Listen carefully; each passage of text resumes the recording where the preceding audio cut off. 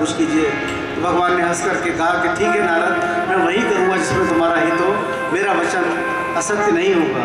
और उन्होंने कहा कि मुझे अपना रूप दे दीजिए प्रभु। तो भगवान ने उन्हें बंदर का रूप, हरि का रूप मांगा था। तो हरि का मतलब संस्कृत में बंदर होता है। भगवान ने उनको 3 रूप दिए।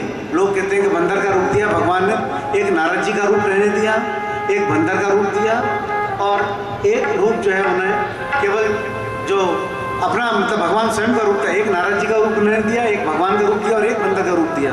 लेकिन बंदर का रूप केवल 3 लोगों को दिखाई दिया। एक जो राजकुमारी थी उसको, दूसरा जो शिव जी के 2 गण वहाँ पर आए थे उनको दिखाई दिया, और तीसरा बाद में नारद जी को। बाकी सबने उस सभा में नारद जी को नारद जी के रूप में ही देखा। तो नारद जी जैसे ही वहाँ अत्यंत प्रसन्न होकर के और उस राजसभा में चले गए जहाँ राजकुमारी थी, और बिल्कुल लाइन में आगे जाकर के बैठ गए, और बार बार इधर उधर अकुलाते हुए देखते हैं कि राजकुमारी आए, मुझे वरण करेगी। लेकिन जैसे ही राजकुमारी आई, उसने देखा बंदर बैठा है, राजकुमारी उस लाइन से ही चली गई, तो उस तरफ आई नहीं। और जाकर के इतने में कौतुकी भगवान एक तरफ लाइन में आकर के बैठ गए, और वहाँ पर सुंदर रूप बना करके तो जो राजकुमारी थी उसने भगवान के गले में माला डाली, और भगवान जी राजकुमारी को लेकर के चले गए। नारद जी देखते रह गए। जैसे ही जब नारद जी देखते रहे तो शिव जी के जो 2 गण थे वो उनको बार बार उन्होंने कहा कि जाके अपना मुँह तो देखो। नारद जी ने जल में जाकर के अपना मुँह देखा है, और जैसे ही उन्होंने अपना भयंकर शरीर देखा, नारद जी इतने क्रोधित हुए कि उन्होंने सबसे पहले शिव जी के दोनों गणों को श्राप दिया, जाओ तुम राक्षस हो जाओ। और उसके बाद अब नारद जी से नहीं रहा जाता। वो बार बार सोचते हैं कि मैं प्रभु को या तो श्राप दूंगा या मैं मेरा जीवन समाप्त कर लूँगा। और यह सोचते सोचते भगवान के पास जा रहे हैं। नारद जी सोच रहे हैं कि मैं किस रास्ते से जाऊं जिससे जल्दी पहुंच जाऊं। लेकिन चूंकि भगवान चाहते थे कि इनका अभिमान बहुत जल्दी समाप्त हो जाए, इसलिए भगवान स्वयं रास्ते में आ गए और पूछा, हे नारद कहाँ जा रहे हो। नारद जी तो पहले ही परेशान थे। जैसे ही उनको देखा एकदम और उनका क्रोध बढ़ गया। अच्छा, भगवान अकेले आते वो तो ठीक है, जो नई नवेली दुल्हन थी वो भी साथ में थी, उनको देख करके नारद जी का और क्रोध बढ़ गया। और उन्होंने कहा कि ठीक है, मैं तुम्हें श्राप देता हूँ, तुमने अभी तक बहुत लोगों को ठगा है, भोले भोले लोगों को तुम जो है ठगते रहे हो, लेकिन आज तुम्हारा पाला मुझसे पड़ा है। मैं तुम्हें श्राप देता हूँ कि जिन कपियों ने तुमने मुझे कपि का रूप दिया है, वही कपि तुम्हारी रक्षा करेंगे, और कपि रूप में ये तुम्हारे काम आएंगे। और मुझे जो है, चूँकि मेरी जग में हंसी करी है स्त्री के वियोग में, इसलिए आप भी अपनी स्त्री के वियोग में घूमोगे। इस तरह से भगवान नारद जी के श्रापों को अपने सिर पर धारण करके हर्षित किए हुए अंतर ध्यान हो गए। उसके बाद नारद जी बहुत तरह से पश्चाताप करते हैं और सोचते हैं कि आज मुझसे बहुत बड़ी भूल हुई है।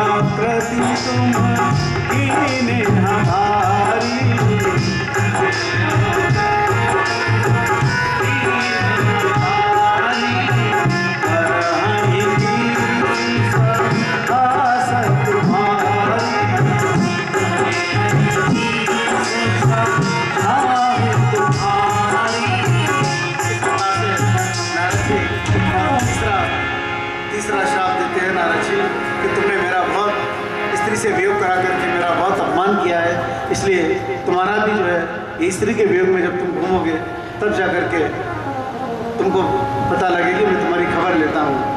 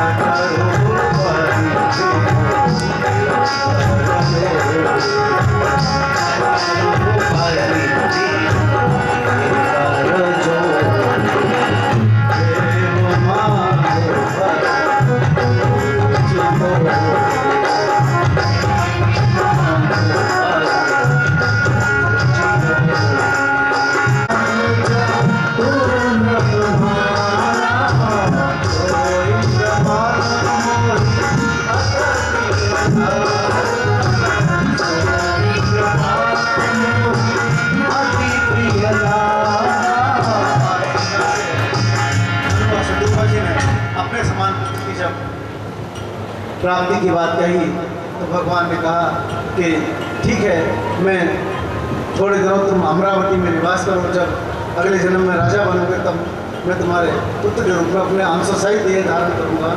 और ऐसा कह करके अवतार लेने का वो एक कारण बताया। अब याज्ञवल्क्य जी कहते हैं कि हे भारद्वाज ऋषि, इस इतिहास को जानने के लिए एक पवित्र कारण और सुनो, जिसके कारण राम का जन्म हुआ। एक प्रताप भानु राम का राजा था, जो बहुत विशाल राजा चक्रवर्ती था। उसका राज धीरे धीरे बढ़ता गया। लेकिन जो राजा हार गए थे उनमें से एक राजा ऐसा था जो उसे विरोध मानता था, वैर मानता था। वो जंगल में जाकर के छुप गया। प्रताप भानु एक दिन जाकर के जंगल में शिकार करने गया।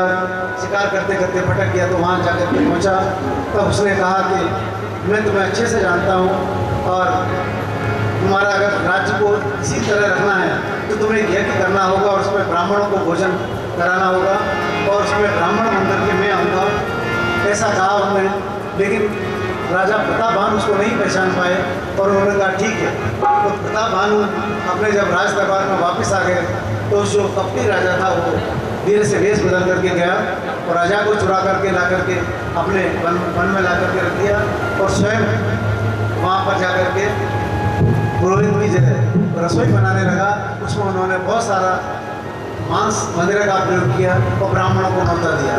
जैसे ब्राह्मण भोज प्रारंभ हुआ एकदम आकाशवाणी हुई कि ब्राह्मणों, ये भोजन आपके योग्य नहीं है, इसमें मांस लगाया गया है। उसी समय ब्राह्मणों ने बिना सोचे समझे रुष्ट होकर के श्राप दिया कि जाओ तुम अपने पूरे वंश से राक्षस हो जाओ। और इस तरह से जब राक्षस का श्राप मिला, दूसरी आकाशवाणी हुई कि ब्राह्मणों, आपने सोच समझ करके श्राप नहीं दिया, इसमें इनका कोई दोष नहीं था। तो उन्होंने कहा कि अब ब्राह्मण का श्राप टाल ही नहीं करता, लेकिन कोई बात नहीं, अगले जन्म में इस श्राप को टालने के लिए मैं स्वयं तो अवतार दूंगा। इस प्रकार से वो राजा चल करके आगे रावण बना, उसका भाई जो था हरिधर्मन वो कुंभकर्ण बना और सौतेला भाई जो है वो विभीषण बना। और इस प्रकार से वे सभी पुलस्त ऋषि के पवन कुल में जन्म लेते हुए ब्राह्मण के श्राप के कारण राक्षस हुए। तीनों भाई जो है बहुत बड़े योद्धा थे और बहुत तपस्वी थे। वे दिन भर रात भर जाकर के युद्ध करते, देवताओं को सताते और बाद में तपस्या करके जो है तरह तरह के वरदान मांगते।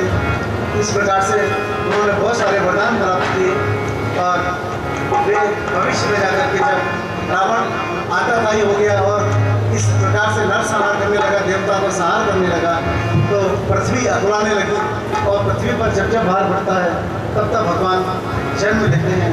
तो इसलिए सब जो है जाकर के माँ पृथ्वी के साथ गए और देवताओं के साथ जाकर के भगवान का गाय का रूप धारण करके पृथ्वी गई और उन्होंने जाकर के भगवान की प्रार्थना की और प्रार्थना करने के बाद भगवान प्रकट हुए। उन्होंने कहा कि ठीक है, आप जो है जाएं, मैं अगले जन्म में मेरे अंशों के साथ अवतार लूँगा। तो एक अवतार का जो है यह भी एक कारण था। जान सवै